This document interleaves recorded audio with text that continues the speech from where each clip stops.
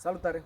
După cum probabil puteți vedea, nu mai am număr de înmatriculare pe motocicletă. Asta pentru că am trimis actele în România să înmatriculez motocicleta pe numele meu, pentru că până acum a fost înmatriculată pe reprezentanța de unde am cumpărat. Și cum nu pot să merg cu ea, m-am gândit că ăsta este un prilej bun să vă povestesc puțin în legătură cu sistemele de siguranță ale motocicletei și o pățanie de-a mea de weekendul trecut.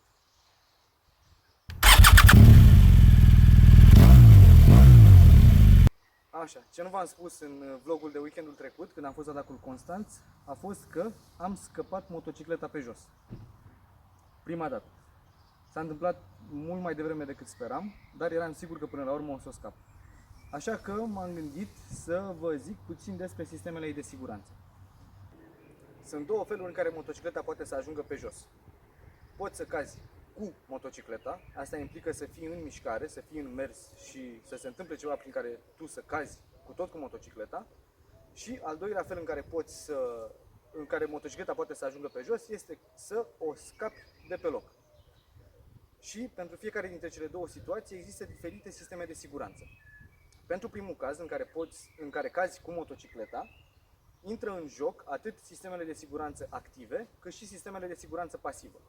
Sistemele de siguranță active sunt, în primul rând, ABS-ul, care te ajută atunci când încerci să te oprești, și în al doilea rând, Dynamic Traction Control-ul, care te ajută atunci când ești pe accelerare să nu-ți patineze roata spate. Pe lângă sistemele astea de siguranță activă, atunci când cazi cu motocicleta, intră în joc și sistemele de siguranță pasivă, pentru că odată ce ai căzut, ai nevoie de niște protecții, astfel încât motocicleta să nu se lovească foarte tare. Cu toate astea, cele mai importante în cazul ăsta sunt ABS-ul și Dynamic Traction Control. Pe motocicleta mea, astea au venit, nu au fost standard, au venit în pachetul Dynamic. Ok, motocicleta are ca dotare standard ABS, pentru că de ceva ani încoace, pe toate motocicletele, toți producătorii sunt obligați prin lege să pună ABS. Dar dacă vrei ABS Pro și Dynamic Traction Control, fie îți cumperi pachetul Dynamic, fie dacă nu, poți să-ți cumperi cele două opțiuni ca și echipare suplimentară separat. În al doilea caz, atunci când motocicleta scade de pe loc, ea nu poate să pățească foarte multe lucruri. În schimb, GS-ul, având motorul boxer, este foarte vulnerabil, mai ales la căzăturile de pe loc, pentru că dacă ți-ar cădea, s-ar duce direct în cilindru. Așa că astăzi o să mă concentrez mai mult pe protecțiile pasive. La GS, protecțiile pasive pe care le am eu pe el sunt crash barurile, care costă 160 de euro bucata și sunt dotare suplimentară, plus că în configurația în care o vedeți acum, cutiile laterale au și ele rol de protecție pasivă. Hai să ne uităm mai îndeaproape la fiecare dintre ele. La Aero 1200 GS, crash barurile au 3 puncte de prindere și sunt concepute în așa fel încât să-ți protejeze cilindrul în cazul în care motocicleta cade pe o parte. După ce mi-a scăpat, mi s-a zgâriat crash barul puțin pe partea de jos, acolo unde a atins asfaltul, și pentru că nu știam, m-am speriat foarte tare pentru că am crezut că s-a apropiat crash barul de cilindru. A fost o căzătură destul de ușoară și vă dați seama că nu mă așteptam să se îndoaie crash barul. După care am aflat că motorul ăsta boxer este asimetric atât longitudinal cât și transversal. Asimetric longitudinal înseamnă că unul dintre cilindri este mai în spate decât celălalt. Transversal înseamnă că unul dintre cilindri este mai ieșit în afară decât celălalt. Așa că dacă aveți GS și vă pică pe o parte, să nu vă speriați că nu se îndoaie crash barul în așa fel încât să se apropie mai mult de cilindrul din stânga, pentru că cilindrul din stânga este mai ieșit în afară. Pe de altă parte, nu prea îmi place faptul că zona din partea asta de aici nu are și ea un punct de prindere. Am văzut pe net, sunt niște bare suplimentare de la Touratech, mi se pare, pe care ți le poți monta fix în zona asta, în așa fel încât să nu riști să se îndoaie crash barul aici unde nu are un punct de prindere. Și pentru că tot am zis că în configurația de față cu cutiile instalate pe motocicletă fac și ele parte din siguranța pasivă, hai să vorbim puțin și despre cutii.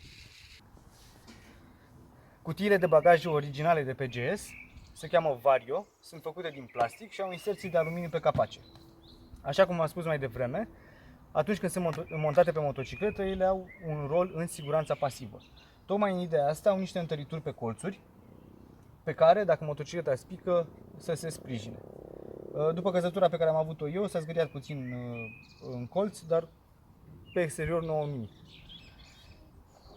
Ele se cheamă Vario pentru că, după ce le deschizi, au un levier înăuntru de care tragi, cutia se extinde și își mărește volumul.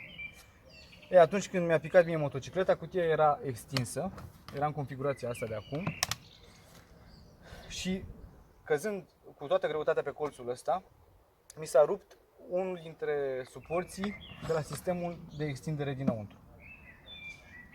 Așa că da, ele sunt foarte folositoare ca și protecție pasivă atunci când sunt puse pe motocicletă, dar dacă sunt extinse, cu încărcătură și greutate foarte mare pe motocicletă, riști să se rupă sistemul de extindere, care mie mi se pare că e destul de sensibil și n-ar trebui să fie. Pentru că atâta timp cât s-au gândit că motocicleta ar putea să cadă în cutie, puteau să facă în așa fel încât să nu se rupă dacă pică motocicleta. Hai să mai vorbim puțin despre cutii. Sunt niște lucruri care îmi plac în legătură cu ele și sunt alte lucruri care nu îmi plac. O să încep cu lucrurile care îmi plac. În primul rând, se montează și se demontează foarte ușor de pe motocicletă. Hai să vă arăt. Ok. Ca să ai acces la sistemul prin care cutia se dă jos de pe motocicletă, trebuie să ridici mânerul, care are și rol de protecție a încuietorii, sau care este și încuietoare, pentru că mânerul se încuie de fapt și odată ce le încui, nu poți să mai ridici mânerul ca să ai acces la butonul prin care deschizi cutia, cel galben, și nici la butonul sau la levierul ăsta mic roșu, pe care îl folosești ca să dai cutia jos de pe motocicletă. Ca să o demontezi, ridici de levierul mic roșu, asta îți va elibera levierul mai mare, care este în partea din față. Tragi de levierul mare până sus, după care ai ridicat cutia de pe motocicletă și ai putut să pleci cu ea, ca și cu un bagaj. Dacă tot am dat-o jos, o să vă spun al doilea lucru care îmi place foarte mult în legătură cu cutiile originale. Sistemul prin care ele se prind pe motocicletă este foarte discret. Avem 3 puncte de prindere, 2 sus, sub șaua pasagerului și încă un punct în partea de jos, pe scărița pasagerului. Odată ce ai dat jos cutia, motocicleta arată foarte bine, este foarte curată și nu avem niște bare care să îi strice caracterul vizual din lateral. Ca să montez cutia la loc, prima dată potrivești prinderea de jos, după aceea prinderile de sus, te asiguri că e montată ok, apeși pe levierul roșu, să zicem 3 sferturi din toată cursa lui, după care finalizezi operațiunea de montare apăsând levierul mic roșu de sub mâner. Și ești gata de drum. Cutia din dreapta se montează și se demontează la fel și avem un sistem foarte asemănător și pentru top case. Al treilea lucru care îmi place în legătură cu ele este că sunt foarte încăpătoare,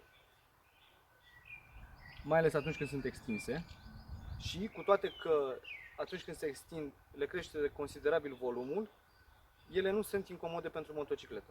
Și o să vă arăt cum arată motocicleta cu toate cutiile extinse.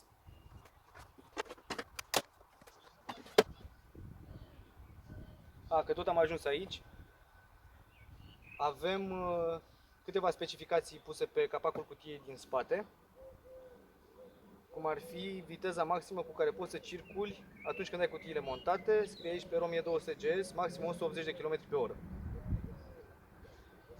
Ceea ce e cam mult, oricum nu prea merge așa tare. Așa arată motocicleta din spate, cu toate 3 cutiile extinse. Nu e foarte lată, adică nu cred că ai putea să filtrezi cu ea prin trafic, prin oraș, dar la drum lung nu prea te interesează asta și e destul de înregulă. Și să vă spun și câteva lucruri care nu-mi plac în legătură cu ele. În primul rând, faptul că sistemul de extindere este foarte fragil. Al doilea lucru care nu-mi place este că încuietorile sunt foarte contraintuitive.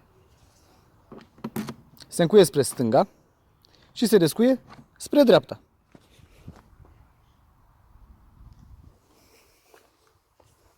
Și al treilea lucru care nu-mi place, sunt foarte grele, chiar și goale. Cutiile costă 360 de euro bucata pentru side case-uri și 380 de euro top case-uri. Prinderile pentru cutiile laterale sunt incluse în pachetul Touring, iar top case-ul cred că e mai scump, pentru că dacă vrei să-l cumperi ai nevoie de o extensie din plastic pentru codița de aluminiu de aici din spate. Cam atât pentru vlogul de astăzi, vă mulțumesc că v-ați uitat și pentru că nu pot să merg cu ea, cel mai probabil data viitoare să vă vorbesc puțin despre navigație, despre Navigator 6.